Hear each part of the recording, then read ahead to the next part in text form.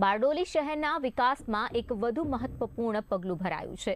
બારડોલી અસ્તાનને જોડાતો નગરનો સૌપ્રથમ railway overbridge ખુલ્લો મુકાયો। માજી કેબિનેટ મંત્રી અને બારડોલીના ધારાસભ્ય ઈશ્વરભાઈ પરમારના હસ્તે બ્રિજનું લોકાર્પણ કરવામાં આવ્યું। સ્વર્ણિમ જયંતિ જે મુખ્યમંત્રી શહેરી વિકાસ યોજના અંતર્ગત બારડોલી નગરપાલિકા વિસ્તારમાં અસ્તાન રોડ પર આવેલ એલસી નંબર 25 પર ઓવરબ્રિજનું નિર્માણ થયું છે। આશરે રૂપિયા 28 કરોડ 50 લાખથી વધુની લાગતથી બનેલ આ બ્રિજ ખુલ્લો મુકાતા અસ્તાન, કડોદ, માંડવી સહિતના આસપાસના ગામોમાં આવન જાવન ઘણી સરળ બની રહેશે।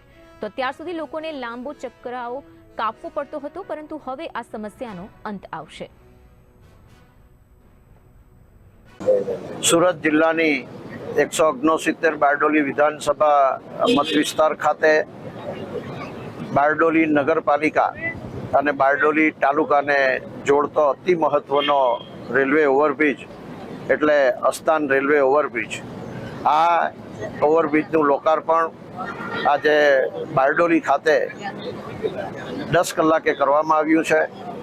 આજના કાર્યક્રમમાં મારા સાથી ધારાસભ્ય 170 મહુવા વિધાનસભા મત વિસ્તારના એવા મોહનભાઈ ડોડિયા પણ ઉપસ્થિત રહ્યા છે અને નગરપાલિકાના કમિશનર શ્રી એવા વસાવા સાહેબ, પ્રાંત અધિકારી અને બારડોલી નગરપાલિકાના વહીવટદાર શ્રીમતી જિજ્ઞાબેન પરમાર, મામલતદાર શ્રી, અમારા બારડોલી નગરપાલિકાના પૂર્વ પ્રમુખ શ્રી ધર્મેશભાઈ, સંગઠનના સુરત જિલ્લા ભાજપના મહામંત્રીશ્રીઓ, બારડોલી તાલુકો અને નગર સંગઠનના પ્રમુખશ્રી, મહામંત્રીશ્રી, જીયુડીસીના અધિકારી કેડી પટેલ અને ખૂબ મોટી સંખ્યામાં આજે નગરજનો અને ગ્રામ્ય વિસ્તારના શુભેચ્છકો, વડીલો, માતાઓ, બહેનો ઉપસ્થિત રહ્યા હતા અને આ જે કામ ચાલી રહ્યું હતું એના કારણે કેટલાકને ધામડોદની રેલવે